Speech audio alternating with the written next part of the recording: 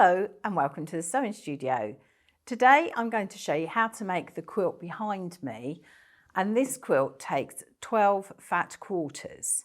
So you can do it all in a range of fabric, or if you've got a stash of fat quarters, as I'm sure you have, you can do a multicoloured mix and match one.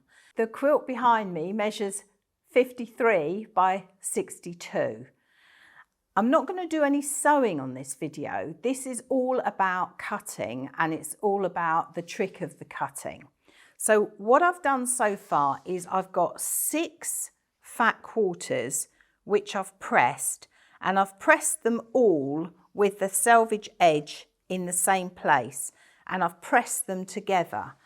Now, when you're sorting out your 12 fat quarters, it's good to have a selection of lights and darks to make the quilt effective.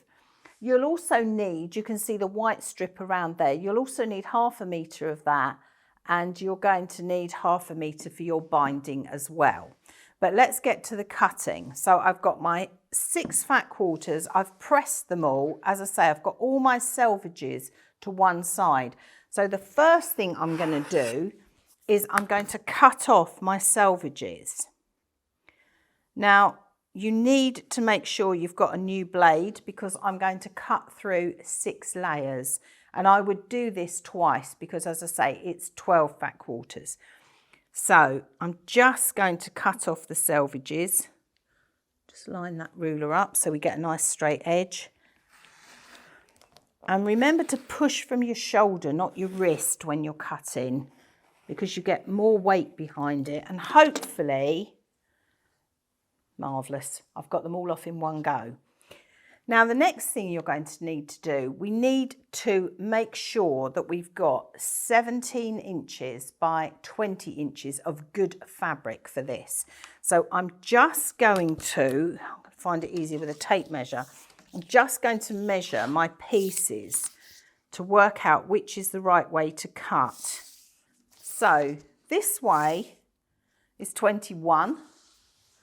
And this way is 19.5. So you need 17 inches one way and 20 inches the other, and I'll show you why that is. We are going to cut our strips into 3.5 inches. So because this was my shortest side, I need to make that the way I'm going to cut my 3.5 inches. So I'm just going to turn that round. And what I'm going to do is I'm going to cut off as near to the edge as possible. I don't want to waste too much, because you need to make sure you get all of these out. And this is why it's important that you line your fabric up underneath and press them all together. So again, from my shoulder, I'm going to cut. So I've now got 2 straight edges, one here and one here. So as I'm left-handed, I've got to turn this round to get my 3.5 inch strips, but I'm trying not to move it because I don't want to mess anything up underneath. So I'm now going to cut this into 3.5 inch strips, and I'm going to do that 5 times.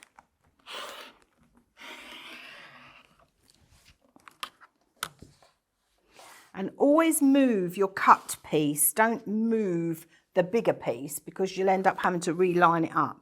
So move your cut piece, but try not to mess that up, because we're going to subcut through that in a moment.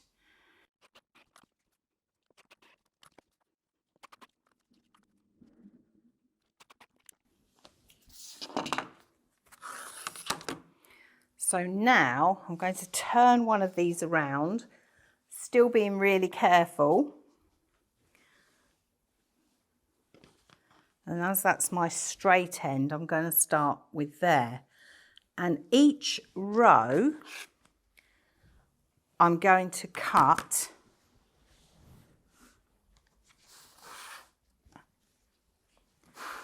3.5 inches.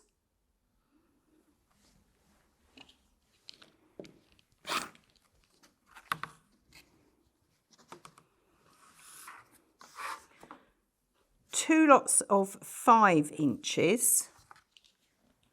Let's turn that round because I don't want to get the extra half in there.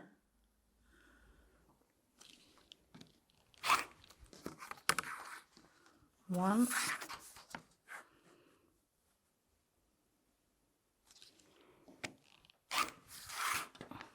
Two.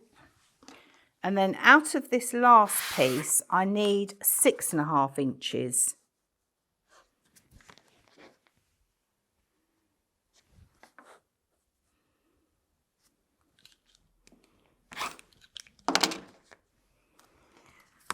And you would do that with all of your strips. And therefore we have got 2 5 inches, a 3.5 and a 6.5.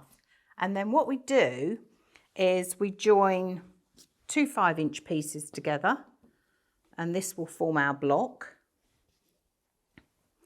And then we take a 3.5 and a 6.5, and we join those together. Let's find a different colour. When I did this, what I did was I just jumbled them all up and did it really randomly. And then you would join them that way. Now you can see, this is a happy accident here, you can see on here that I've got a tiny bit of selvage, and this one was at the bottom, so perhaps it wasn't quite lined up. But it's not the end of the world because it's such a tiny piece, I'm going to lose that in my seam. So I would sew them together like that, which then forms this block. So you've got a 3.5 to a 6.5, a 6.5 to a 3.5, and 2 5s. And that's your block. So you can do that with all of your 12 fat quarters. I've only done 6 for the purposes of today, but you would just jumble up all your fabric until you've got it in a pleasing manner of colours that you like put together.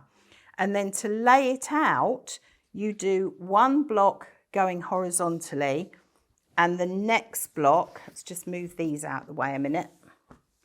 The next block goes vertically like this. And then you would just carry on. So the next row would be vertical and horizontal and so on.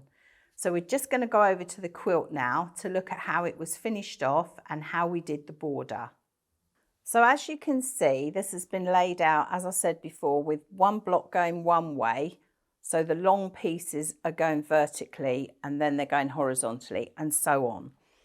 And when you've got all your blocks together, the next thing you do is you put this fabric here, which was cut at 1.5 inches. So you've got 1 inch finish. You would attach that to your quilt, and then you would make a strip of all the pieces that you've got left over from your blocks, and you would join this to this. And then I've put cornerstones, so I've cut down my 5 inches. I've cut those down to make smaller ones, and I've put cornerstones, and on this one I've done the cornerstones all the same colour you can see in the green. And then you quilt it and you put your binding on. So imagine what this would look like if you've got lots of Christmas fat quarters. This would be amazing done in Christmassy fabric, wouldn't it? So I've just really simply quilted this. I've used an invisible quilting thread, and I've done what they call stitch in the ditch. So because I like the pattern so much, I didn't want too much quilting on it. So as I say, just a straight stitch, invisible thread on the top and cream on the bottom. And I've just literally gone around all the blocks like that. So as always, have fun, make it your own. Thank you for watching, and I look forward to seeing you next time here in the sewing studio.